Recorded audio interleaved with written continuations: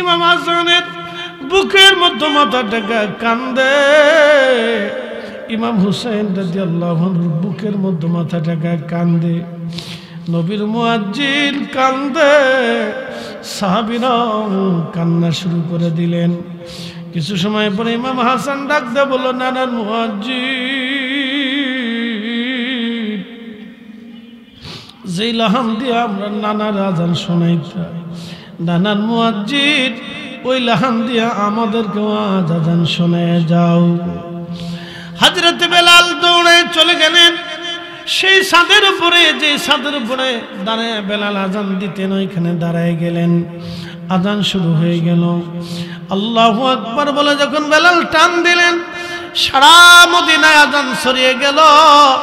আজান ছড়িয়ে যাওয়ার পরে মুয়াজ্জিনে রাসূল হযরত বেলাল এই আজান শোনা ছড়িয়ে যাওয়ার পরে ঘর থেকে সাহাবীরা বের হয়ে দৌড় মারছে।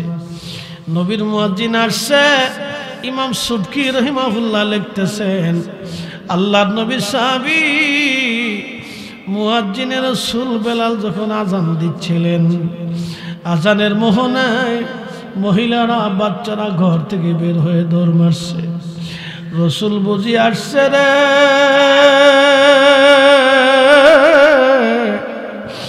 ইমাম সুবকি বলতেছিলেন সবার মুখে একটাই বাক্য, নবী বুঝি ফিরে আসছে, রাসূল বুঝি আসছে রে, নবী বুঝি আসছে রে, নবী বুঝি ফিরে আসছে আমাদের মাঝে। হযরত বেলালের আজানে মদিনার সব মানুষগুলি কেঁদে কেঁদে কেঁদে কেঁদে হয়রান। পরিস্থিতি এতই গভীর হয়ে গেল, সমস্ত মদিনার মানুষ কাঁদতেছিল, শিশু বাচ্চা থেকে শুরু করে বৃদ্ধ পর্যন্ত কান্না করে। আমার পেয়ারা নবীর ইন্তেকালের পরে মদিনার মানুষ কখনো আর এইভাবে কাঁদে নাই, এত পরিমাণে কান্না। আল্লাহু আকবার, আল্লাহু আকবার কান্না। হযরত বেলাল যখন আযান দিলেন, আশহাদু আন্না মুহাম্মাদার রাসূলুল্লাহ, মদিনার মাটি থরথর থরথর করে কেঁপে উঠল। ইমাম সুবকি লিখতেছে, পৃথিবীতে কারো আজানে কখনো মদিনার মাটি কাঁপে নাই, কারো আজানে কখনো মদিনার মাটি কাঁপবে না। কিন্তু নবীর মুয়াজ্জিন বেলাল যখন আজান দিয়েছিলেন, পৃথিবীর মাটি থরথর করে কেঁপে উঠেছিল। এটার নাম ইশকে রাসূল। ইশকে রাসূল মাটি পর্যন্ত স্থির থাকতে পারে নাই। এ রাসূল তোমায় ভালোবাসি, অন্তরে শুধু মুখে নয়। মৌফুকা ডাক দিয়ে বলল, হুজুর মধু শুধু মধু হয় না নবীজি, যখন চাকের মধ্যে আমরা রসগুলি জোগাড় করে এক জায়গায় জমা করে ফেলি, তখন আপনি নবীর শানে দুরূদ পড়তে থাকি। আল্লামা শেখ আব্দুল হক মুহাদ্দিস দেহলভী মাদারিজুন নবুওয়াতের মধ্যে তিনি লেখেন, তখন মৌফুকা বলি, ইয়া নবী আল্লাহ, আমরা দুরূদ পড়তে থাকি, দুরূদের কারণে আমার আল্লাহ, আমার মাওলা, আমাদের মালিক মধু বানায়া দেয়। জান্নাতে কয়টা নহর থাকবে? 4টে। একটা পানির নহর, শরবতের নহর, দুধের নহর, মধুর নহর। একসাথে বলবে না মারহাবা? আর নহরগুলির পানিগুলি খুব চমৎকার থাকবে, খুব সুন্দর থাকবে, এত মধুময়। নবী বলতেন, যা চোখ কোনোদিন দেখে নাই, হৃদয় কখনো উপলব্ধি করে নাই। যে চোখ কোনোদিন দেখে নাই, হৃদয় কখনো উপলব্ধি করে নাই যে জান্নাত কত সুন্দর, জান্নাত কত সুন্দর। এ চোখ কোনোদিন দেখে নাই, হৃদয় কখনো উপলব্ধিও করে নাই। আল্লাহু আকবার। শুধু এতটুকু বলছেন, আমার উম্মত জান্নাতের যে রমণী থাকবে, তোমাদের সঙ্গিনী থাকবে, তোমাদের পবিত্রা সতী সাধবী স্ত্রী আল্লাহ তোমাদেরকে দিবে, যারা জান্নাতের ভিতরে তোমাদের সাথে একসাথে বসবাস করবে, জান্নাতে তোমাদের সাথে খাওয়া দাওয়া, উঠা বসা, ঘোরাফেরা করবে। তোমার ওই সঙ্গিনী, ওই হুর, ওই স্ত্রী যদি দুনিয়াতে একটু থুতু নিক্ষেপ করত, তাহলে ওই থুতুর কারণে তাম পৃথিবী সুগন্ধে ছড়িয়ে যেত। আপনি চিন্তা করেন, তাহলে আপনি ভাবেন। এই জন্য আল্লাহ বলছেন, আমার বান্দা তোমরা সম্পদের মোহে সন্তানের প্রেমে পড়ে আমি আল্লাহর জিকির থেকে গাফেল হইও না। যদি হও আমাইয়াফআল যালিকা ফাউলাইকা হুমুল খাসিরুন, তুমি পথভ্রষ্ট হবা, তুমি ধ্বংস হয়ে যাবা, তুমি নিজে বুঝতেছ না কি হয়ে যাচ্ছে। কালকে দেখলাম ভিডিওতে ভারতের 4 জন সাধু খুব সাধনা করে, এক সাধু খালি হাত উঁচু করেই রাখে, এত হাত নিচে নামায় না। 40 বছর বলে বলে হাত উঁচা করেই রাখছে, এত হাত নিচে নামায় না। আচ্ছা বলেন, হাত উঁচা করিয়া এইভাবে রাইখে 40 বছর কষ্ট করিয়া নিজেরে কষ্ট দিয়ে সে কি মানে আল্লাহ পাইতে পারবে? কি এক ভ্রান্ত বিশ্বাস। আর এক সাধু দেখাইতেছে, সেই সাধু মাথার উপরে এই ঘাস জন্মায়, মাটি মুটি দিয়ে ঘাস তরুলতা পাতা জন্মায়, হেতার নাম হয়েছে ঘাস বাবা। ডন্ট মাইন্ড, মনে কিছু নিয়ে না। আমাদের দেশের মুসলমানদের ভিতরে এরকম বহু ঘাস বাবা, আস বাবা, আইরে বাবা, সাইরে বাবা, লতু বাবা, খতু বাবা, খেতা বাবা বহুত আছে। আল্লাহ মাফ করে দিক। এগুলো কিন্তু সুন্নিয়ত না, এগুলো ধর্মও না। কথা কন না, ঠিক আছে না ভাই? সুন্নিয়ত হলো খাজা বাবা আজমিরি, মুজাদ্দিদ আল ফিসানি সেরহিন্দি, হুজুর গাজীবাগ মহিউদ্দিন আব্দুল কাদের জিলানী, যারা এক ওয়াক্ত নামাজ কোনোদিন ছেড়ে দেয় নাই, যারা জীবনে মিথ্যা বলে নাই, আমানত নষ্ট করে নাই, তাহাজ্জুদ ছেড়ে দেয় নাই। কথা বলে ঠিক কিনা?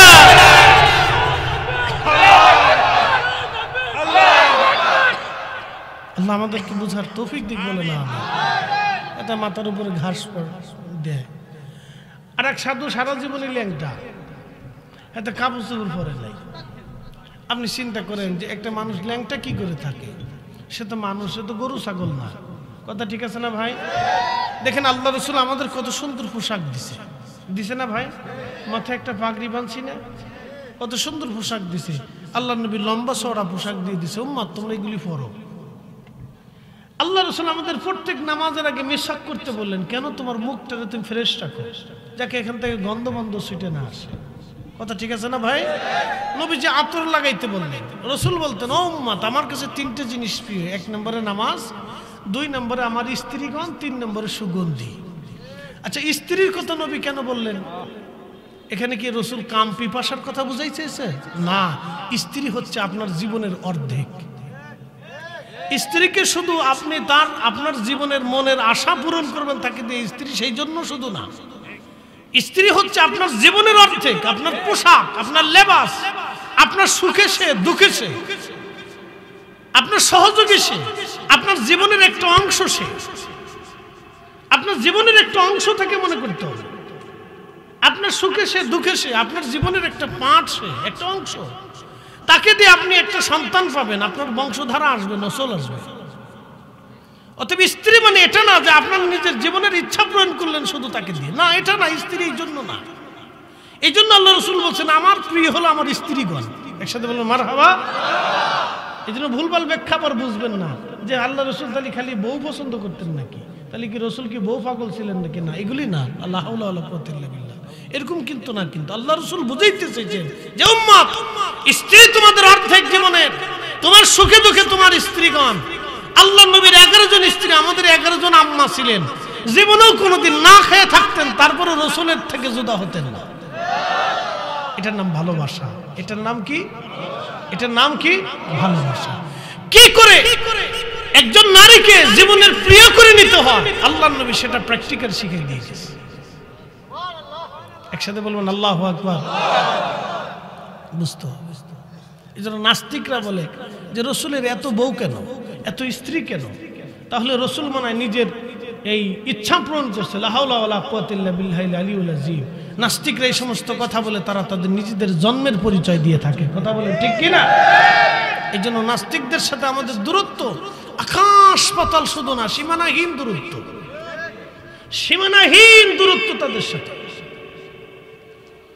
প্রিয় উপস্থিতি, রাহমাতের নবী রাহমাতুল লিল আলামিন প্র্যাকটিক্যাল শিখালেন, আমার উম্মত আমার কাছে 3টে জিনিস প্রিয়। 1 নম্বর আমার স্ত্রীগণ, আমার বিবিগণ। 2 নম্বরে সুগন্ধি। 3 নম্বরে নামাজ। আচ্ছা বলেন, নামাজ পড়তে হলে আগে পাক হতে হয় কি হয় না?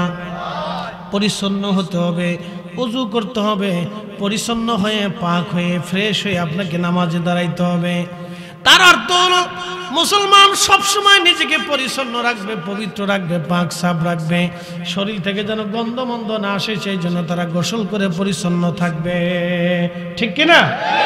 শরীর থেকে সে গোসল করে পরিচ্ছন্ন রাখবে, পরিষ্কার পরিচ্ছন্ন রাখবে, শরীর থেকে যাতে গন্ধ টন্ধ না আসে। অবাঞ্ছিত পশমগুলিকে 40 দিনের আগে সে কেটে সেটা পরিষ্কার রাখবে, আঙ্গুলগুলি কেটে নখগুলি পরিষ্কার রাখবে, তার নিজেকে পরিচ্ছন্ন রাখবে। চুল দাড়ি যাহাই থাকুক সেটাকে ধুয়ে পরে পরিষ্কার রাখবে। আল্লাহর নবী নিজে তেল ব্যবহার করতেন, জয়তুনের তেল, যেটা আমরা অলিভ অয়েল মনে করি, এটা হচ্ছে জয়তুনের তেল, অলিভ অয়েল, ইংরেজিতে বলে অলিভ অয়েল। জয়তুনের তেল নবীজি ব্যবহার করতেন অধিক পরিমাণে। নবীজি মাথায় চুল দাড়িতে লাগিয়ে নবীজি চিরুনি দিয়ে আশ্রয়ে পরিষ্কার পরিচ্ছন্ন পরিপাটি থাকতেন।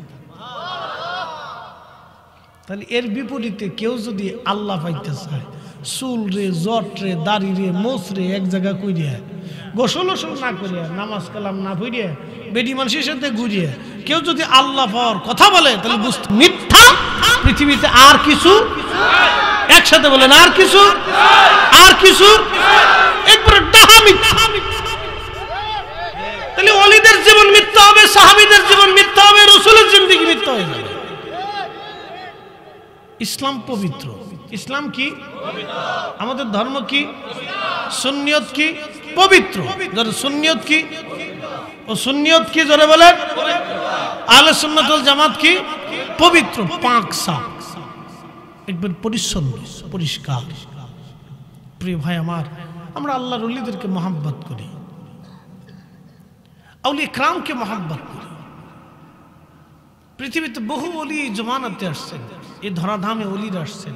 আপনি জানেন, যুগের পর যুগ, দিনের পর দিন, রাতের পর রাত তারা আল্লাহর ইবাদত করে কাটাইছে। তাদের সাধনার জীবন যদি আমি উপস্থাপন করি, তাহলে আপনার আশ্চর্য হবেন যে কি করে সম্ভব। তারা রাতের পর রাত, দিনের পর দিন সাধনা করছে। এমনও দিন গেছে তারা দিনের পর দিন 3 দিন 4 দিন 5 দিন 7 দিন ক্ষুধার্ত থেকে নামাজ পড়ছে। আল্লাহু আকবার। তাদের জীবনী শুনলে আপনার শরীর শিহরে উঠবে যে কি করে সম্ভব এটা। হ্যাঁ, ওনারা আল্লাহকে খুশি করেছিলেন, ওনারা আল্লাহকে খুশি করেছিলেন। কত যুদ্ধ জিহাদে ওনাদের অংশগ্রহণ করতে হয়েছে।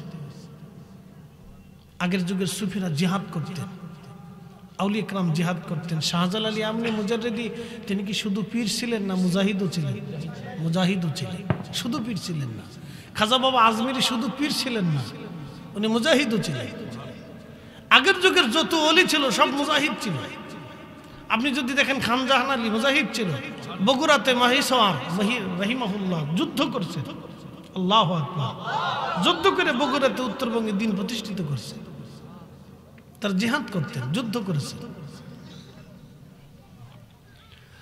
প্রিয় উপস্থিতি হাজিরিন, এই জন্য আমরা আল্লাহকে খুশি করার জন্য পৃথিবীতে আসছি। আল্লাহ আমাদেরকে দুনিয়াতে পাঠাইলেন, হে বান্দা পৃথিবীতে তোমাদেরকে পাঠাইছি কেন? এই জন্য পাঠাইলাম, ইল্লা লিয়াবুদুন, তোমরা আমার ইবাদত করবা, আমার গুণকীর্তন করবা, আমার নির্দেশিত পথে তোমরা মেনে মেনে মেনে মেনে চলবা। আচ্ছা বলেন তো, সারা পৃথিবীর অন্য অন্য ধর্মের মানুষগুলি শুয়োরের গোশত খায়, আল্লাহ মুসলমানের জন্য শুয়োরের গোশত আল্লাহ হারাম করে দিয়েছে। আচ্ছা কেন শুয়োরের গোশত হারাম করলো?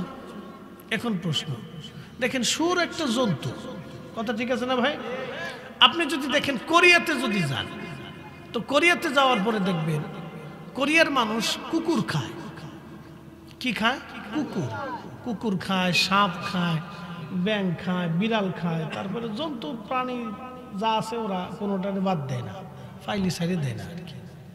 তো মাঝখানে কোরিয়ান সরকার বললো যে কুকুর খাইতে নিষেধ, কুকুর কমে যেতেছে। তো কোরিয়ানরা আন্দোলন শুরু করলো যে আমি খাবো, তুই নিষেধ করবি কে? এটা আমার অধিকার, আমি কুত্তা খাই না বিলেই খাই, তো তোর তো চিন্তা না, আমি খাবো। তা আপনি চিন্তা করেন যে কুকুর খাওয়ার জন্য তারা আন্দোলন করতেছে।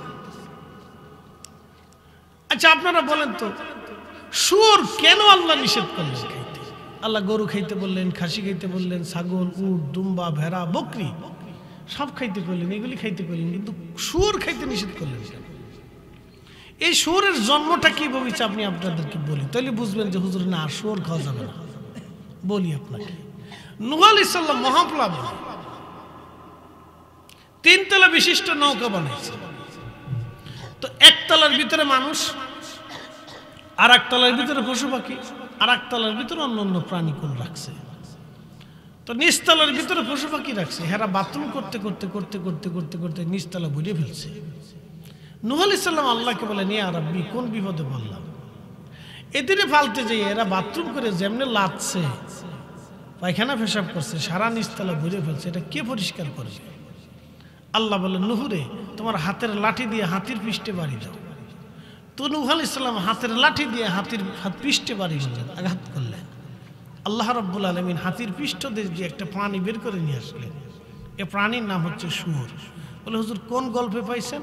আল্লামা ইমাম ইবনে কাসির আল বেদায়াতে লিখছেন, আমি বলি না, আল্লাহ রাসূল বলছেন। এই প্রাণীটা আসার সাথে সাথেই সে ওই যে যত বাথরুম ছিল, ময়লা ছিল, পায়খানা ছিল, তা খাওয়া শুরু করছে। কারণ আমরা যদি মন চাই তো শুয়োর খান, অসুবিধা নাই। তার জন্মের সূত্রটা বলে দিলাম। যদি এখন আপনার মন চায় যে হুজুর এটা ভালো জিনিস, তো খান, খান আপনি। এটার ভিতরে ঘৃণা আসবে যে এটা কি করে খাওয়া যায়? যার জন্মের সূচনাই হয়েছে মল দিয়ে, ফসা গলা দিয়ে, পায়খানা বাথরুম দিয়ে যার সূচনা হইল। এই জন্য আল্লাহ বলে দিলেন, এ বান্দা, তুমি গরু খাও, খাসি খাও, ছাগল খাও, ভেড়া খাও, দুম্বা খাও, হরিণ খাও, তুমি এইগুলি খাও, কিন্তু শুয়োর খাইও না। একসাথে বলবেন আল্লাহু আকবার। আল্লাহ আমাদেরকে খাওয়াইতে চায় পরিচ্ছন্নতা, আর আমরা খাইতে চাই পচাটা। আল্লাহ আমাদেরকে করতে কইলেন ভালো কাজ, আমরা করতে চাই খারাপটা। আমরা তো শিয়াল কুত্তা না, আমরা তো মানুষ। কথা ঠিক আছে না ভাই? আমরা কি মানুষ? মানুষ মানে কি? तमाम মখলুক থেকে শ্রেষ্ঠ। तमाम মখলুক থেকে কি শ্রেষ্ঠ? সব জাতি থেকে শ্রেষ্ঠ। আল্লাহ কোরআনে বললেন, লাকাদ খালাকনাল ইনসানা ফি আহসানি তাকবীর।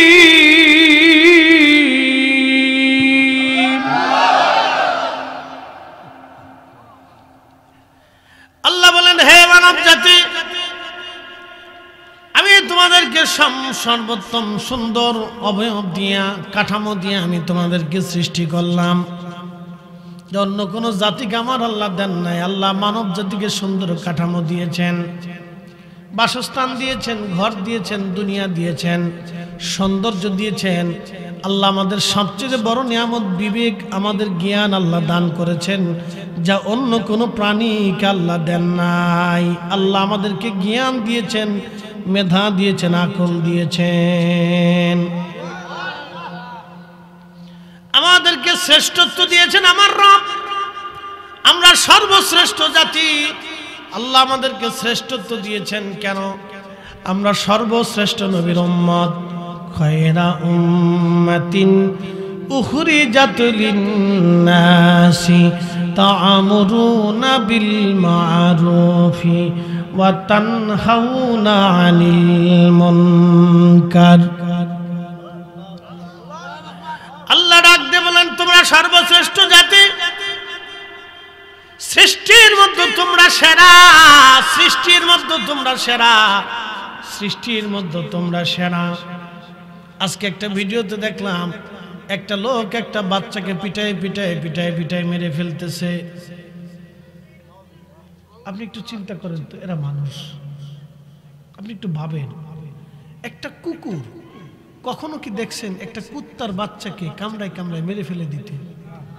আপনাদের নজরে পড়ছে এরকম? পড়ে নাই। একটা কুকুর সে আরেকটা কুকুরের বাচ্চাকে কামড়ায়, হয়তো মারে টারে, গুতা টুতা দেয়, তো কামড় টামড় খামচি টামচি দেয়, তারাই দেয়, কিন্তু মেরে ফেলে দেয়। কথা ঠিক আছে না ভাই?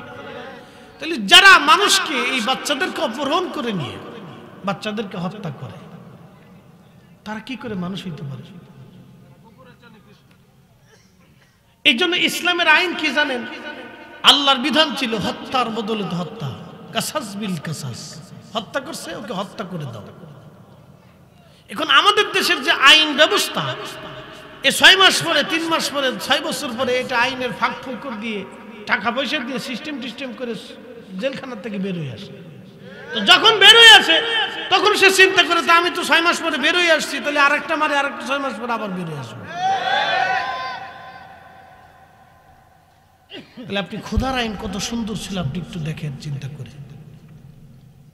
আল্লাহর আইন কত চমৎকার ছিল। প্রিয় উপস্থিতি, খুব মনোযোগ দিবেন। হাজিরিন, একটা কুকুর আরেকটা কুকুরকে কামড়ে কামড়ে মেরে ফেলে দেয় না। কোরআনে আল্লাহ বলেন, মান কাতালা নাফসান বিগাইরি নাফসিন আও ফাসাদিন ফিল আরদি ফাকান্নামা কাতালান নাস জামিআ। তোমরা একজন নিরপরাধ মানুষকে যদি মেরে ফেলে দাও, সে হিন্দু হোক আর বৌদ্ধ হোক, খ্রিস্টান হোক বা নাসারা হোক, শিখ হোক বা জৈন হোক, মাজুসি হোক অথবা ইয়াহুদি হোক, একজন নিরপরাধ মানুষকে তুমি যদি তোমরা হত্যা করে ফেলো, তাহলে হে আমার বান্দারা তোমরা শোনো, তামাম দুনিয়ার মানুষ মেরে ফেলে দিলে যে গুনাহ, একজন নিরপরাধ মানুষ মেরে ফেললে সেই গুনাহ। আপনি একটু চিন্তা করেন, আমেরিকা কি আমরা আগুন লাগাইছি না আল্লাহ লাগাই দিয়েছে? আমরা কিন্তু লাগাইনি। যদি বাঙালি কেউ লাগাইতো তাহলে আর আমাদের দেশের উপায় ছিল না। কথা ঠিক আছে না ভাই? এত সময় অর্থনীতিকে একবারে অবরোধ টবরোধ দিয়ে মনে করেন যে 1 মাসের ভিতরে আমরা দেশের অর্থনীতিকে পঙ্গু করে ফেলত। আল্লাহ এমন ভাবে লাগাই দিলেন যে সে কানতেও পারতেছে না, হাসতেও পারতেছে না, চোখ দিয়ে পানিও পড়ে না, কিন্তু দুঃখেরও কোনো শেষ নেই। পৃথিবীর কাছে ভিক্ষেও চাইতে পারতেছে না, সাহায্যও চাইতে পারতেছে না, লজ্জা। কি কথা বল না, ঠিক আছে না? এতদিন দেখাইছে আমি বিরাট বড় সুপ্রিম পাওয়ার, আজকে আল্লাহ এমন মাইক দিছে যে লজ্জা, সে কারো কাছে সাহায্য চাইতে পারতেছে, কিন্তু ভিড়নি খাইতেছে। সর্বশক্তি দিয়ে চেষ্টা করেও সে আগুন নিভাইতে পারতেছে না। সে তারা কোটি কোটি টাকা ফিলিস্তিনের উপর বম্পিং করলো। আহা, কত নিরপরাধ মানুষ মরে গেল। ইসি, একটা জনপদের পর জনপদ, তাদের অপরাধ কি? তারা স্বাধীনতা চাইছিল। কেন স্বাধীনতা চাবে? দেশ তো তাদের। এখন আপনাদের কি বলি, রোহিঙ্গারা যদি কুমিল্লা এসে চট্টগ্রাম কুমিল্লা দিয়ে দখল করে বলে যে এই দেশ আমাদের, তোরা চলে যা, তাহলে আমরা কি আঙ্গুল চুষবো? মেসাক করবো বসে বসে যে তোরা আমরা দেশ নিয়ে যা, আমরা তোদের সাথে মেসাক করতেছি, যা, আমরা মেসাক করবো। ওই যে সীমান্তে দেখছেন না, বাঙালিরা কাস্তি কুস্তি নিয়ে লাঠি সোটা নিয়ে দাঁড়ায় রয়েছে যে আমরা 1 ইঞ্চি জমিও আমরা ছাড়বো না। কথা ঠিক আছে না ভাই? এটা হলো দেশপ্রেম। এটা কি প্রেম? আমার দেশের 1 ইঞ্চি জমিও আমি ছাড়বো, জীবনের শেষ রক্তবিন্দু দিয়ে হলেও আমার জমির আমি রক্ষা করবো। ঠিক আছে না ভাই? তো রোহিঙ্গারা যদি আমাদের দেশ দখল করে এরকম কিছু করতে চায়, তাহলে আমরা যেমন দেব না, তো ঠিক প্যালেস্টাইনের ওই ইসরায়েল হলো রোহিঙ্গা, ব্রিটিশরা ওদেরকে রোহিঙ্গা মারফত আইনা প্যালেস্টাইনিরা দয়া করে ওদেরকে জায়গা দিছিল, খাইতে দিছিল, বসতে দিছিল। মুসলমানদের তো দয়া বেশি। আল্লাহ বলছে তোমরা মানুষের দয়া করো। সেই দয়ার সুবাদে ইসরায়েলিদেরকে জায়গা দিছে, বসতে দিছে, খাইতে দিছে, জমি দিছে। ফিলিস্তিনের তো জানে না যে ওদের দুর্বিসন্ধি খুব মারাত্মক। সেই সময় বসতে খাবার দেওয়ার পরে ব্রিটিশরা তাদেরকে অস্ত্র শস্ত্র, শিক্ষা দীক্ষা, টাকা পয়সা দিয়ে আজকে পুরো একটা ইসরায়েল রাষ্ট্র গঠন করে দিয়ে ৭৫ বছর ধরে ফিলিস্তিনিদেরকে মারতেছে। ফিলিস্তিনরা যখন বলল আমরা রাষ্ট্র চাই, আমাদের স্বাধীনতা চাই, তখন বলে তোরা স্বাধীনতা কেন চাবি, তোদের স্বাধীনতার কেন প্রয়োজন? চিন্তা করতে পারছেন? ৭৫ বছর ধরে মানতেছে। সারা পৃথিবীর বিবেক যখন নীরব হয়ে গেল, আল্লাহ বললেন না, আমি তো নীরব হতে পারি না। আল্লাহ ওই দিক থেকে আমেরিকা আগুন ধরাই দিয়া যতদূর ফিলিস্তিনে তারা বোমা মারছিল, তার সাথে বেশি পরিমাণে আল্লাহ পুরাইয়া জ্বালাইয়া শেষ করে দিচ্ছে। একসাথে বলবেন আল্লাহু আকবার। কি আপনি খুশি হন না এতে? পুরাই আমেরিকা ফুরে গেলে আমি খুশি। তবে হ্যাঁ, সে ভিক্ষা করে খাবে। তবে আমেরিকা ভিক্ষা করে খাবে। আপনি অপেক্ষা করেন, যদি আল্লাহ বাঁচায় রাখে তো দেখে যেতে পারবেন। সে ভিক্ষা করে খাবে। একটা কথা মনে রাখবেন, মজলুমের চোখের পানি বিফল হয় না। এটা চিরসত্য। মজলুমের চোখের পানি বিফল হয় না। এই জন্য দেখবেন যারা মানুষ খুন করে তাদের ঘুম হয় না। আল্লাহর কসম করে বলি, কোরআন শরীফ থাকলে দেখাই দিতে পারতাম। যারা মানুষ খুন করে তারা ঘুমাইতে পারে না, কারণ তারা মানুষের চোখের ঘুম কেড়ে নেয়। যখন মানুষের প্রিয়জন মরে যায়, তখন সে তার চোখের ঘুম যেমন নষ্ট হয়ে যায়, আল্লাহ ওই হত্যাকারীর চোখের ঘুমকে আল্লাহ কেড়ে নিয়ে নেয়।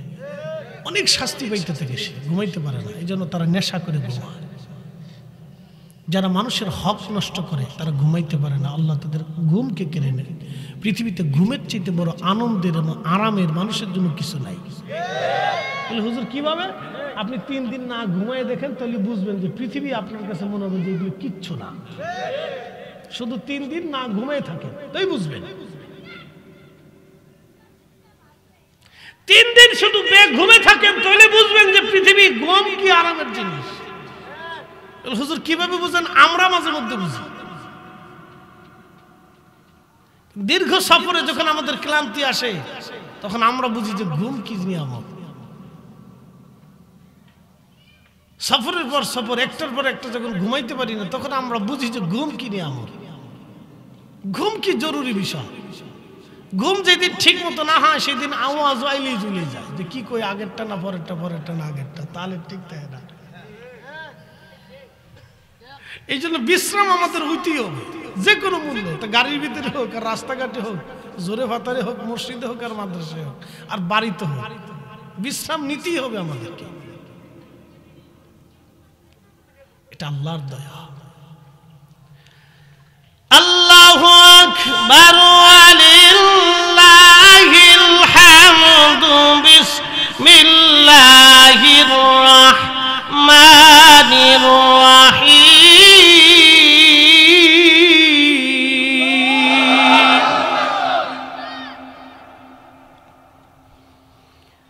ইয়া আইয়ুহাল্লাযীনা আমানু তাকুল্লাহা হাক্কা তুকাতিহি ওয়ালা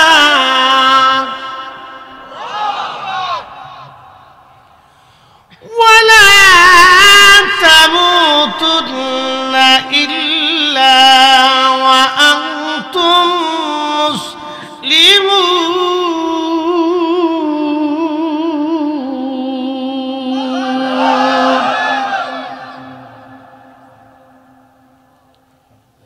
রব্বুল আলামিন কুরআনুল কারীমের ভিতরে বলেন, হে ঈমানদার, তোমরা আমি আল্লাহকে ভয় করো, ভয় করার মতো ভয় করো।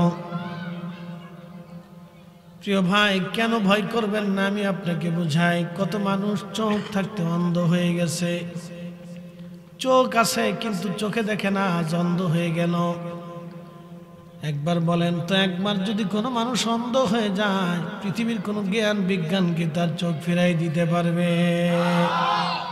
কত মানুষ বোবা হয়ে যায়, কথা বলতে পারে না, বোবা হয়ে গেছে। পৃথিবীর সমস্ত মেধাও যদি এক জায়গা হয়, তো বোবাকে ভালো করে দিতে পারে না। এটা আল্লাহর ইচ্ছা, আল্লাহর দয়া। বলে হুজুর, এত মানুষের ভিড়ে একজনকে আল্লাহ কেন অন্ধ বানাইলো? এজন্য আল্লাহ অন্ধ বানাইলো। যদি অন্ধ না বানাইতো তাহলে মানুষ বুঝতোই না অন্ধ কি জিনিস। যদি বোবা না বানাইতো মানুষ বুঝতোই না বোবা কি জিনিস। যদি আল্লাহ রোগ না দিত, মানুষ ফেরাউনের মতো হয়ে যাইতো। মানব শরীরের ভিতরে ৩৫০০ রোগ মানব শরীরের মধ্যে আছে। ৩৫০০ রোগ মানব শরীরে। একটা না একটা রোগ আপনার শরীরে সবসময় দানা বেঁধে থাকবে। আপনি যত ওষুধই খান, ওই রোগ থেকে আপনি নিরাময় পাবেন না। কারণ ওই রোগ দিয়ে আল্লাহ আপনাকে দুর্বল করে রাখে। ওই রোগ যদি না হতো তাহলে আপনি ফেরাউনের মতো হয়ে যাইতেন। আল্লাহ রোগ দিয়ে আপনাকে দমায় দমায় রাখে, আল্লাহর দিকে রুজু করে রাখে রোগ দিয়ে। এই জন্য মুমিন যারা বিশ্বাসী বান্দাদের শরীরে সবসময় কোনো না কোনো ছোট না বড় একটা না একটা রোগ লেগেই থাকে। কখনো তারা রোগ মুক্ত থাকে না, ছোট বড় রোগ লেগে থাকবে। আল্লাহর নবী বলেন, উম্মত, 3টা জিনিস আসলে মানুষ বেজার হয়, কিন্তু 3টা জিনিস খোদার রহমত। 4টে জিনিস আসলে মানুষ বেজার হয়, কিন্তু 4টে জিনিস আল্লাহর রহমত। 1 নম্বরে মেয়ে সন্তান। কারো বাড়ি যদি কন্যা সন্তান হয়, নবী বললেন, তাহলে বুঝো খোদার রহমত আসছে। ওই কন্যা সন্তান আসে নাই, তোমার ঘরে আল্লাহ রহমত পাঠিয়ে দিয়েছে। আমি এই জিনিসটা বুঝতাম না যে মেয়ে কেন রহমত হবে, মেয়ে কেন রহমত।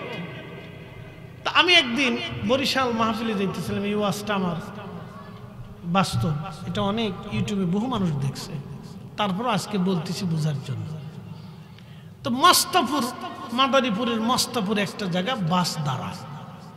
তো এইখানে বাস ল্যান্ড করার পর দাঁড়ানোর পরে 10 মিনিট 15 মিনিট বিরতি দেয়।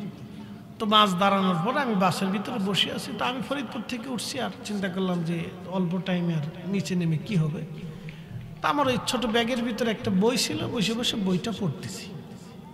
তা আমার অভ্যাস ছিল আমি বাসে থাকলে ওই বসে বসে ছোটো একটা কিতাব গাড়িতে রাখতাম, বসে বসে পড়তাম, এটা আমার আদত ছিল। তো এমন সময় এক মুরব্বী ভিক্ষা করতে উঠছে। তো ইংরেজিতে ভিক্ষা করতেছে, মানে ইংরেজিতে সবসময় টকিং করতেছে আর ভিক্ষা করতেছে। তো আমি আশ্চর্য হয়ে গেলাম যে বিবার শিক্ষিত মানুষ ভিক্ষা কেন করে। তা আমি তাকে ডাক দিয়ে বললাম, বাবা এদিকে আসেন, তা আপনি শিক্ষিত মানুষ ভিক্ষা কেন করতেছেন? তো লোকটা কেঁদে দিয়ে বললো, বাবা দুঃখের কথা কিভাবে বলবো, আমার 3টে সন্তান বাবা, আমি হাই স্কুলের ইংরেজি টিচার ছিলাম।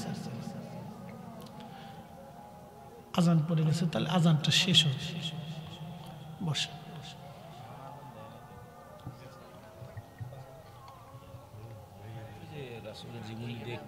হ্যাঁ হ্যাঁ, আমরা আজানের পরেও আলোচনা একটু হবে ইনশাল্লাহ, 7:30 পর্যন্ত আমরা করব। আচ্ছা, তাহলে বাহিরের মাইকটা বন্ধ করার সিস্টেম আছে? তাহলে আজানটা হোক, 1 মিনিট, আজানটা শেষ হোক।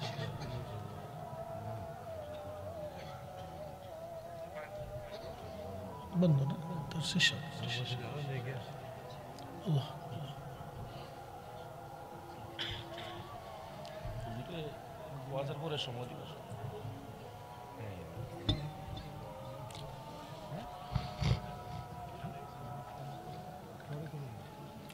ছিলাম বাবা, আমার 3টা মাত্র সন্তান, প্রতিষ্ঠিত করেছি, চাকরি বাকরি, তাদের ব্যবসা বাণিজ্য ধরিয়ে দিয়েছি বাবা। কিন্তু আমি এবং আমার স্ত্রী 2জন বৃদ্ধ মানুষ, ছোট ছেলের বাড়ি গেলে বৌমার সাথে ছেলের ঝগড়া হয়। ছোট ছেলেটা কিছুদিন পরে, বাবা মেজোর বাড়ি যাও। মেজো ছেলের বাড়ি গেলে বৌমা ছেলের মধ্যে ঝগড়া হয়। ছেলেটা বললো, বাবা বড়োর বাড়ি যাও। বড় ছেলের বাড়ি গেলে বৌমা ছেলের মধ্যে ঝগড়া হয়। একটা পর্যায়ে সন্তানের দুয়ার ঘুরতে ঘুরতে ঘুরতে ঘুরতে ক্লান্ত হয়ে বাবা ভিক্ষায় নামছি। একবার আমার জীবনের চরম বাস্তব, আমি সেই দিন নিজেকে স্থির রাখতে পারিনি। এরপরে বুঝছি যে মেয়ে সন্তান নিয়ামত, আল্লাহ কেন বলছে রহমত। আমি তখন চিন্তা করছি, 3টা ছেলের জায়গা যদি 3টা মেয়ে হইতো, তাহলে এই বুড়ার ভিক্ষা করে খাওয়া লাগতো। আমার ফ্ল্যাটে, আমি যে বিল্ডিংয়ে থাকি আমার বসুন্ধরাতে, এক মহিলা লন্ডনে থাকে, তার মার জন্য ফ্ল্যাট কিনে দিয়ে গেছে। ছেলে কোটি কোটি টাকার মালিক, ব্যবসা বাণিজ্য ঢাকাতে আছে। ছেলের বাড়িতে মার জায়গা হয় না। আহা, ছেলের বাড়িতে মার জায়গা হয় না, আমার ফ্ল্যাটে। তো মাঝে মধ্যে আমার বাসায় আসে, আমি স্ত্রীকে বলছি যে যদি বাবুদের সাথে উনি সময় দেয় তাহলে উনি দ্বিতীয় মুরব্বী মানুষ, বুড়াকালে চায় নাতি নাত করে নিয়ে থাকতে। ঠিক আছে না ভাই? খাবার তো কোথাও না কোথাও হবে, বৃদ্ধাশ্রমে গেলেও খাবার হবে, ওই বৃদ্ধ নিবাসে গেলেও কোথাও না কোথাও একজন মানুষের রিজিক আল্লাহ এক জায়গায় ফয়সালা করে না ভাই? করে। তার হায়াত যতদিন আছে আল্লাহ তার খাবারের ফয়সালা কোথাও না কোথাও করে। তো বৃদ্ধ গেলে একটা বাবা মা কি চায় যে নাতি নাত করে সাথে সে সময় কাটাবে, ছেলের বাড়িতে থাকবে, খোঁজ খবর রাখবে, বা সন্তানের সাথে সে কাটাইতে চায়। তার তো জীবনের শেষ সময়, এ সময় চায় যে নাতি নাত করে নিয়ে সন্তানের সাথে সময় টময় দিয়া একটু সুখের জীবন থাকা। এটা বৃদ্ধকালে মানুষ চায়, এটা চায়, এটার জন্যই মানুষ সন্তান পালে। নতুবা তো সন্তান পালার দরকার ছিল না, কুত্তা পাললেও চলতো। কথা ঠিক আছে না ভাই? গরু ছাগল পাললেও তো চলতো, তো সন্তান পালার দরকারটা কি? প্রিয় ভাই আমার, এই জন্য আপনাদেরকে বলবো যে সাবধান, কখনো আপনার ব্যবহারের জন্য বাবা মা কষ্ট না পায়। আল্লাহ নবী বলেন, উম্মত 4টে জিনিস তোমার বাড়িতে আসলে তুমি রহমত মনে করবা। 1 নাম্বার মেয়ে সন্তান, 2 নাম্বার বৃষ্টি আসলে বুঝবা আল্লাহ রহমত, 3 নাম্বার মেহমান, যদি মেহমান আসে তাহলে বুঝবা আল্লাহ রহমত আসছে, 4 নাম্বার তোমার শরীরে যদি রোগ আসে তাইলে বুঝবা তোমার উপর আল্লাহ রহমত। বলে কারণ কি? রোগ আসার কারণে আমার আল্লাহ, আমার রব, আমার মালিক তোমারে তোমার ছোটখাটো সব গুনাহগুলি আল্লাহ মাফ করে দিয়ে তোমাকে পরিচ্ছন্ন করে দেয়। এই চারটে জিনিস আল্লাহ রহমত। নবীজি বলেন উম্মত, চার কারণে আমার উম্মত বেজার হয়ে যায়। এই চার কারণে আমার উম্মত বেজার হয়ে যায়, আমার উম্মত বেজার হয়ে যায়। প্রিয় ভাই আমার, খুব মনোযোগ দিবেন। আহা, সাহাবীদের জীবনী বলতে চেয়েছিলাম, আল্লাহর নবী সাহাবীরা কত ব্যতিক্রম ছিল। বলেছি আল্লাহর সম্পদ এবং সন্তানের মোহে তোমরা আল্লাহ থেকে জুদা হইও না, আল্লাহ জিকির থেকে গাফেল হয়ে না। ভাইরা বারবার বলে হুজুর হযরত বেলাল রাদিয়াল্লাহু আনহুর জীবনী থেকে একটু আলোচনা শোনাবেন।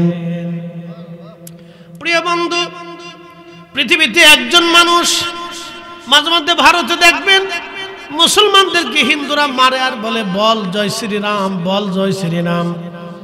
বহু মুসলমান জীবন বাঁচাইতে যায় তারা বলে ফেলে দেয় জয় শ্রীরাম। প্রিয় ভাই আমার, কিন্তু নবীর একজন সাহাবী, তিনি হযরত বেলাল, তাকে এমন ভাবে পিটানো হয়েছিল, মারা হয়েছিল, সে কখনো একটা বারের জন্য আল্লাহ শব্দ ছাড়া অন্য কিছু উচ্চারণ করে নাই। শুধু বারবার বলতো আহাদ আহাদ আহাদ আহাদ, আল্লাহ এক, আল্লাহ এক, আল্লাহ এক, আল্লাহ এক। একবার জোরে বলা যাবে কে মারহাবা। কখনো তোমাকে যদি ভুলি, হেদায়েতের আলো জেনে নিয় কাছে তুলি, ঠাই দিও প্রিয়তম অগমহিয়ান, তুমি রহমান, তুমি মেহেরবান।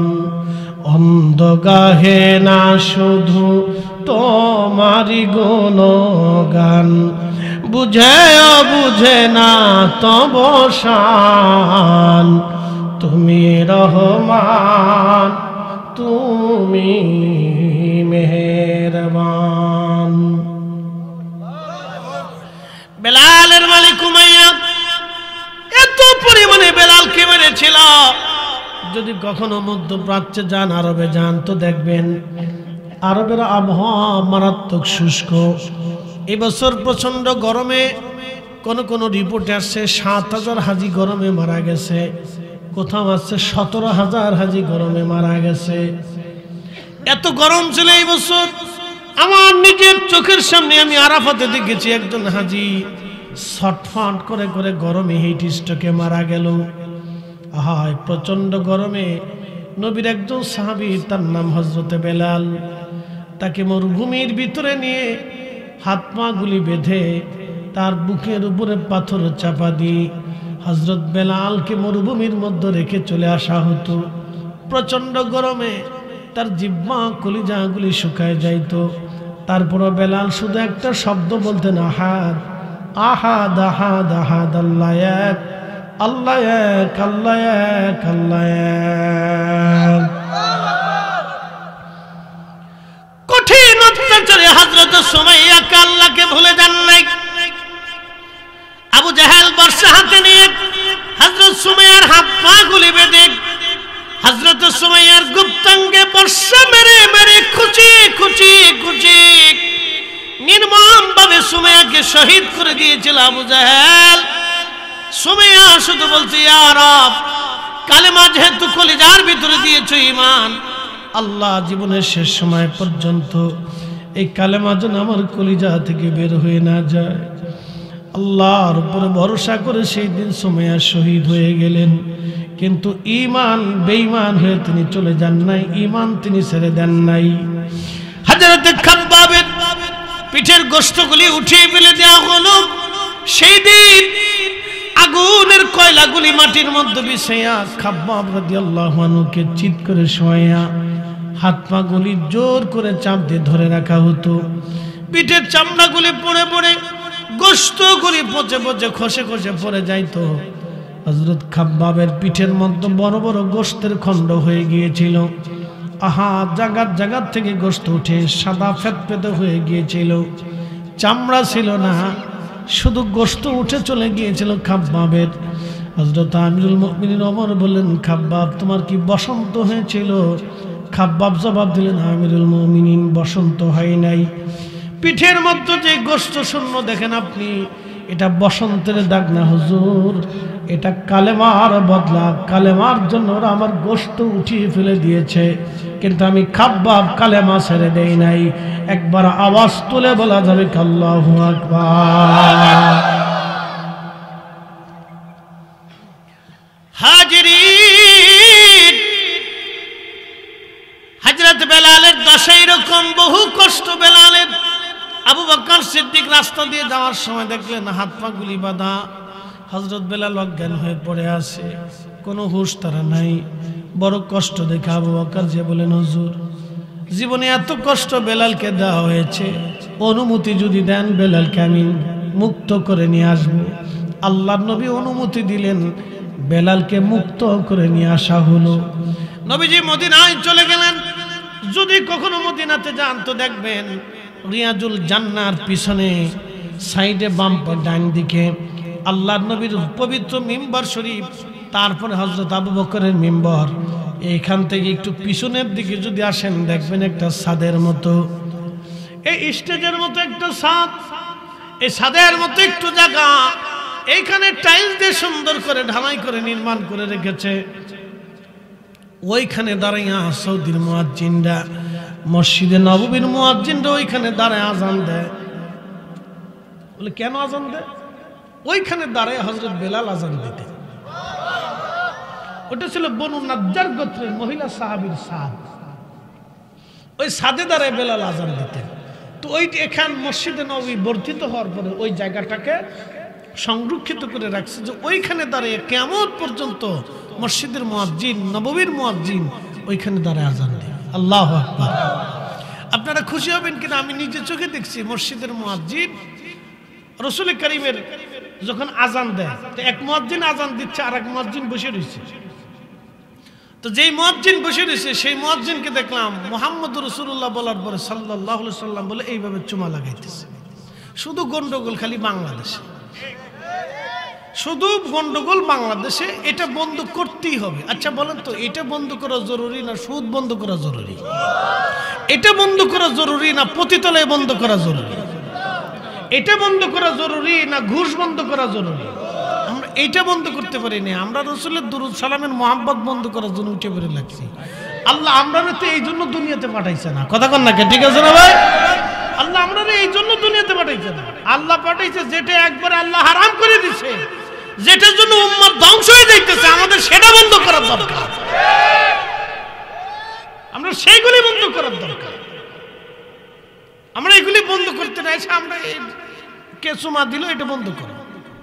আমরা সমালোচনা করতেছি, নিজেদের যুক্তির দ্বারা করতেছি, হিট করতেছি, গালি দিচ্ছি, ধমক দিচ্ছি, মন্দ বলতেছি, বেদাতি বলতেছি, এগুলি কি? আমি বুঝি না, মাঝে মধ্যে হাসি আর চিন্তা করি, হারে উম্মতের বন্ধ করার দরকার ছিল সুদ। কারণ একজন ব্যক্তি যদি সুদ খায় তাহলে সে সারা জীবন ইবাদত করলেও কবুল হয় না। কথা ঠিক আছে না ভাই? কিন্তু আপনি যদি মুহাম্মদ রাসূলুল্লাহ সাল্লাল্লাহু আলাইহি ওয়াসাল্লাম বলে সুমা লাগান তো আপনার একটা গুনাহ কোনোদিন হবে না, বরং আল্লাহ আপনার নেকি দিবে বলে এটা দলিল আছে। এটা ইমাম জয়নুদ্দিন শামী ফতোয়া শামীর কিতাবুস সালাতের বাবুল আযানের ভিতরে লিখছেন। একটা গুনাহ আপনার হবে না কোনোদিন, বরং আল্লাহর ইশকে রাসূলের কারণে আল্লাহ আপনার ইমাম হযরত ইসমাইল হাক্কি বুরুসি তাফসীর রুহুল বয়ানে লিখছেন যে আপনার চোখে আল্লাহ নূর পয়দা করে দেয়। ইমামরা এর বরকতের কথা লিখছেন, নিষেধের কথা কোনো ইমাম লেখে না, বরং এর পক্ষে ইমামরা লেখছেন যে দলিল আছে, যদিও জয়ীফ দলিল, দুর্বল দলিল, কিন্তু দলিল আছে। তো এটা নিয়ে ঝগড়া করার তো কিছু নাই, কিন্তু দরকার ছিল সুদ বন্ধ করা। আজও পর্যন্ত আমরা একটা এনজিও বন্ধ করতে পারি নাই, বরং এনজিও তো বন্ধ করতে পারি নাই, বরং আমরা এনজিওর বিপরীতে আর নতুন কোন ইসলামিক পদ্ধতিতে কোনো এনজিও আমরা বের করে দেখাইতে পারি নাই যে তোমরা এটা বাদ দিয়ে এটা করো, এটা হালাল পদ্ধতিতে আছে, এটা হারাম পদ্ধতির দরকার নাই, তোমরা হালালটা করো। আমরা পারি নাই, কথা কন ঠিক আছে না ভাই? যেটা পারি নাই, যেটা বন্ধ করার দরকার ছিল সেটা করতে পারি নাই, যেটা বন্ধ করার দরকার না সেটার জন্য আমরা নিজেরা ঝগড়া করতেছি। তো যাই হোক, ওই মসজিদ নববীর উপরে ওইখানে দাঁড়ায় মুয়াজ্জিনরা এখনো আজান দেয়। ওইখানে বেলাল রাদিয়াল্লাহু তাআলা আনহু আজান দিতেন। তা আজান আসলো, স্বপ্নে আল্লাহ রসুলের কালবে ওহী নাজিল করলেন। স্বপ্নে, কিসের মাধ্যমে? স্বপ্নে। ওহী 7 পদ্ধতিতে আসতো, তার এক পদ্ধতি ছিল স্বপ্নের মাধ্যমে। এই যে আপনারা যে আজান, এই আজান কিন্তু স্বপ্নে আসছে। একসাথে বলবো না মারহাবা? আজান কিভাবে আসছে? স্বপ্নে। নবীজি ঘুমিয়ে আছেন, স্বপ্নে আল্লাহ তার রসুলের কালবে ওহী করলেন স্বপ্নে, যে হুজুর এইভাবে এইভাবে এইভাবে আজান উম্মতকে শিখাই দেয়। আরো কয়েকজন সাহাবী এইভাবে স্বপ্ন দেখলেন। আল্লাহ রসুল সকালবেলা বললেন যে এইভাবে এইভাবে, সাহাবে কেরাম এসে বললেন হুজুর ইয়া রাসূলুল্লাহ এইভাবে স্বপ্ন দেখছি। নবীজি বললেন আল্লাহ আমার কালবের ভিতরে ওহী নাজিল করছে, তোমরা এইভাবেই আজান হবে। তো বেলালকে ডাক দাও, বেলাল লাব্বাইক ইয়া রাসূলুল্লাহ, তুমি মিনারায় যাও, তুমি আজকে থেকে আজান দিবে। নবীজি বেলালকে আজানের বাক্যগুলি শিখাই দিলেন। হযরত বেলাল আজান শুরু করে দিলেন। আচ্ছা, বেলাল ছাড়া কি আর সাহাবী ছিল না? আরো কণ্ঠওয়ালা সাহাবী ছিল না? আরো বিশুদ্ধ ভাষার, প্রাঞ্জল ভাষার সাহাবী ছিল না? তো তাদেরকে বাদ দিয়ে বেলালরে কেন দিল? সে তো হাফসি, সে তো আরবি উচ্চারণতেও তার জটিলতা ছিল, সে নিগ্রো, কালো। এর অর্থ হলো ইসলামে চেহারার কোনো ফাংশন না, ইসলামে বিরাট বড় সার্টিফিকেটের কোনো ফাংশন না, ইসলামে এই বড়ত্বর অনেক বড় লম্বা হবে, আমাদের সাংবাদিক সাহেবের মতো জোয়ান মধ্য হবে, আর সে একবার বেহেশতে চলে যাবে, তা কিন্তু না। কি কথা ঠিক আছে না? ইসলামে এই একজন কালো হয়ে যাবে, সে দোজখে চলে যাবে, তা কিন্তু না। ইসলাম হচ্ছে তাকওয়া। আপনার যত বেশি তাকওয়া থাকবে তত বেশি আপনি আল্লাহর কাছে কবুল হবেন। আপনার যত রাসূল প্রেম থাকবে তত নবী আপনার কদমে, রাসূল কারীমের কদমে আপনাকে ডেকে নিয়ে যাবে। কথা বলেন ঠিক কি না? ইলমুদ্দিন সে রাসূল প্রেমে আল্লাহ রসুলকে খুশি করিয়া নাস্তিকরে জাহান্নামে ফাটাইয়া সে ফাঁসির কাষ্ট গলায় দিয়া আল্লাহর নবী তাকে সুসংবাদ দিয়ে গেলেন রাত্রিবেলা, ইলমুদ্দিন তুমি ফাঁসির জন্য অপেক্ষা করো, আর এটাও শুনে রাখো তোমার জন্য আমি বেহেশতের সুসংবাদ দিচ্ছি, চলে আসো তাড়াতাড়ি, বেহেশতে একসাথে খাবার খাবো। একসাথে বলবেন আল্লাহু আকবার। এই জন্য দুইটা জিনিস আপনার লাগবে, একটা হলো তাকওয়া আর একটা হলো ইশকে রাসূল। তাকওয়া এবং ইশকে রাসূল দুইটা জিনিস থাকে, তাহলে হাসতে হাসতে জান্নাতে যাবে। তো হযরত বেলালের দুইটা জিনিস ছিল, এক নম্বর তাকওয়া ছিল, এক নম্বরে তাকওয়া ছিল, দুই নম্বরে ইশকে রাসূল। তাকওয়া এত ছিল মারতে মারতে পিঠের চামড়া উঠে ফেলছে, কিন্তু জবান থেকে আল্লাহ ছুটাইতে পারেন। আল্লাহু আকবার। আল্লাহর নবী ডাক দিয়ে বলেন বেলাল রে আযানের মুয়াজ্জিন বানাই দাও। হযরত বেলাল মুয়াজ্জিন হয়ে গেলেন। এত দামি মুয়াজ্জিন, আজানের ফয়জুত আল্লাহ এতই পরিমাণে দিয়ে দিলেন। আজান হওয়ার পরে শব্দ যাওয়ার পরে কোন সাহাবী আর ঘরের মধ্যে থাকতে পারতেন না, পাগল ভরা হয়ে চলে আসতেন। বন্ধু, দীর্ঘদিন বেলাল আজান দিলেন, মুয়াজ্জিনের রাসূল দীর্ঘদিন হযরত বেলাল আজান দিলেন। আল্লাহর নবী পৃথিবী থেকে আল্লাহর দরবারে তশরিফ রাখার সময় চলে আসলো। নবীজি ইন্তেকাল গ্রহণ করবেন, আল্লাহর নবী আর দুনিয়াতে থাকবেন না, চলে যাবেন আল্লাহর দিদারে। আল্লাহর নবীকে আল্লাহ রাব্বুল আলামিন নিয়ে চলে গেলেন। আল্লাহর নবীকে শরীয়তে রওজাতুল মুনাওয়ারাতে দাফন করা হলো। প্রিয় নবীজি রওজা শরীফে ঘুমিয়ে গেলেন। আহা, সাহাবীদের অবস্থা বড় করুণ হয়ে গেল।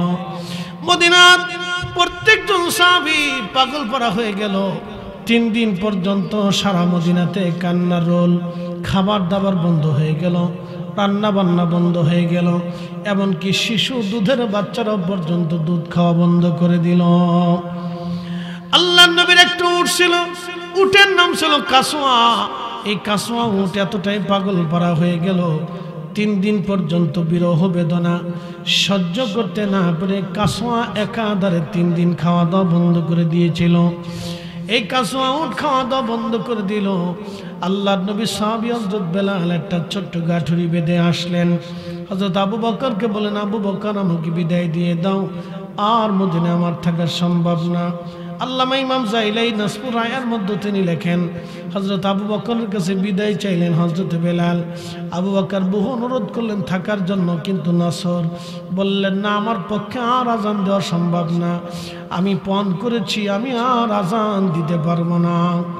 আজান দিলে রাসূল আসতেন, নবী নামাজ পড়াইতেন, আমি আজান দেব, কে আসবে, আমি কারে আজান শোনাবো, কে আমার আজানে ইমামতি করবে। আশিকে রাসূল হযরত বেলাল সুদূর সিরিয়ার দামেস্কে চলে গেলেন। গভীর রাত ঘুমিয়ে রয়েছেন, স্বপ্নের মধ্যে দেখতেছেন রহমতের নবী তশরিফ এনে বলতেছে, বেলাল রে, তুমি আমার সঙ্গে কেমন জুলুম শুরু করছো? তুমি আমার জিয়ারতে কেন আসো না? বেলাল, আসো আমার জিয়ারতে। নবীর আশিক বেলাল পাগল পারা হয়ে গেলেন। রসুল তাকে ডেকেছেন জিয়ারতের জন্য। ইমাম তাকিউদ্দিন সুবকি আশিফা ও সাকামের মধ্যে তিনি লিখতেছেন, হযরত বেলাল ঘুম থেকে উঠে কান্না শুরু করলেন। কখন মদিনাতে আসবেন? হযরত নবীর আশিক রওনা হয়ে চলে আসলেন মদিনাতুল মুনাওয়ারায়। দীর্ঘ পথ পায়ে হেঁটে হেঁটে, সওয়ারিতে চড়ে চড়ে হযরত বেলাল আসলেন। সুদূর সিরিয়ার দামেস্ক থেকে মদিনা 4টেখানি রাস্তা ছিল না, বহু বহু পথ অতিক্রম করে মদিনাতে আসছে। মদিনায় এসে হযরত বেলাল, রওজা শরীফ কাঠের জালি মোবারক দিয়ে ঘিরে রাখা ছিল। রওজা শরীফের পাশে বসে বসে বেলাল কাঁদতেছে। হুজুর, গোলামকে আসতে বলেছিলেন, গোলাম আপনার কদম মোবারকে হাজির। নবী গো, আপনি আসতে বলেছিলেন, আমি আপনার কদমে এসে গেছি। বসে বসে বেলাল কাঁদতেছি। নতুন মুয়াজ্জিন এসে দেখলো নবীর মুয়াজ্জিনের রাসূল হযরত বেলাল ফিরে আসছে। ডাক দিয়ে বলেন, সাহাবীরা, নবীর মুয়াজ্জিন বেলাল ফিরে আসছে, তোমরা আসো। হযরতের সাহাবায়ে কেরাম এসে দেখলেন নবীর মুয়াজ্জিন বসে বসে কান্দে। ডাক ডাকা, বেলাল রে, কতদিন হলো আজান দেও না, একটা বার আজান নবীর মসজিদে আজকে দিয়ে যাও। হযরত বেলাল বললেন, সাহাবীরা, আমার পক্ষে আর সম্ভব না, আমার পক্ষে আর সম্ভব না। প্রশ্ন রাখতে পারেন, ফরিদি হুজুর, কারণ কি? দেখবেন সন্তান যখন মারা যায়, মা সন্তানের খাট ধরে ধরে কাঁদে, মা সন্তানের বিছানা ধরে ধরে কাঁদে, মা সন্তানের কবরের দিকে তাকায় তাকায় কাঁদতে থাকে। পৃথিবীর সবাই ভুলে গেলেও মা ভুলতে পারে না। বন্ধুরে,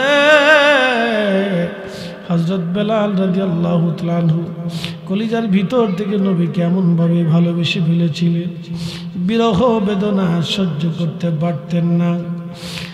সবাই বলল, তাহলে হাসান হোসেনকে ডেকে নিয়ে আসো।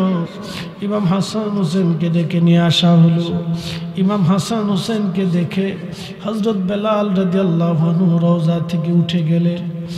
ইমাম হাসানের বুকের মধ্যে মাথাটাকে কান্দে, ইমাম হুসাইন রাদিয়াল্লাহু আনহুর বুকের মধ্যে মাথাটাকে কান্দে। নবীর মুয়াজ্জিন কান্দে, সাহাবীরাও কান্না শুরু করে দিলেন।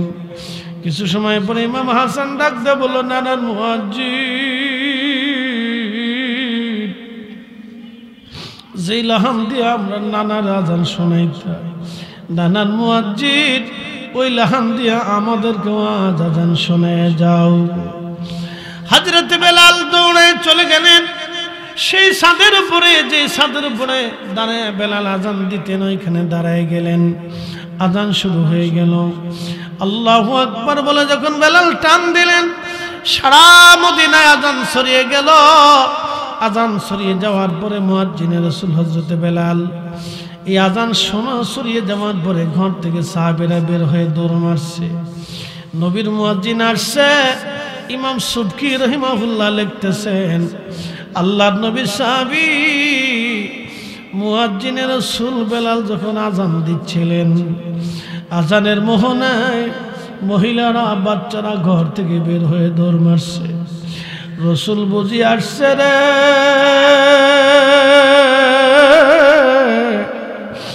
ইমাম সুবকি বলতেছিলেন, সবার মুখে একটাই বাক্য, নবী বুঝি ফিরে আসছে, রাসূল বুঝি আসছে রে, নবী বুঝি আসছে রে, নবী বুঝি ফিরে আসছে আমাদের মাঝে। হযরত বেলালের আজানে মদিনার সব মানুষগুলি কেঁদে কেঁদে কেঁদে কেঁদে হয়রান। পরিস্থিতি এতই গভীর হয়ে গেল, সমস্ত মদিনার মানুষ কাঁদতেছিল, শিশু বাচ্চা থেকে শুরু করে বৃদ্ধ পর্যন্ত কান্না করে। আমার পেয়ারা নবীর ইন্তেকালের পরে মদিনার মানুষ কখনো আর এইভাবে কাঁদে নাই, এত পরিমাণে কান্না। আল্লাহু আকবার, আল্লাহু আকবার কান্না। হযরত বেলাল যখন আযান দিলেন, আশহাদু আন্না মুহাম্মাদার রাসূলুল্লাহ, মদিনার মাটি থরথর থরথর করে কেঁপে উঠল। ইমাম সুবকি লিখতেছে, পৃথিবীতে কারো আজানে কখনো মদিনার মাটি কাঁপে নাই, কারো আজানে কখনো মদিনার মাটি কাঁপবে না। কিন্তু নবীর মুয়াজ্জিন বেলাল যখন আজান দিয়েছিলেন, পৃথিবীর মাটি থরথর করে কেঁপে উঠেছিল। এটার নাম ইশকে রাসূল। ইশকে রাসূল মাটি পর্যন্ত স্থির থাকতে পারে নাই। এ রাসূল তোমায় ভালোবাসি, অন্তরে শুধু মুখে নয়, জান্নাতের আশায় নয় হে রাসূল, জাহান্নাম কেউ ডরি না। তোমায় পাওয়ার আশায় মন ছুটে যাই মদিনায়, তোমায় পাওয়ার আশায় মন ছুটে যাই মদিনায়। এ আশিক দিদার দাও না, আর দূরে থাকিও না। এ রাসূল তোমায় ভালোবাসি, অন্তরে শুধু মুখে নয়, জান্নাতের আশায় নয় হে রাসূল, জাহান্নাম কেউ ডরি না।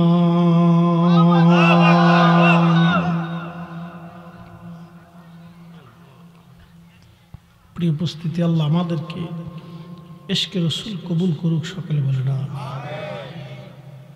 আল্লাহ রাসূলের মহব্বত এটা অত্যন্ত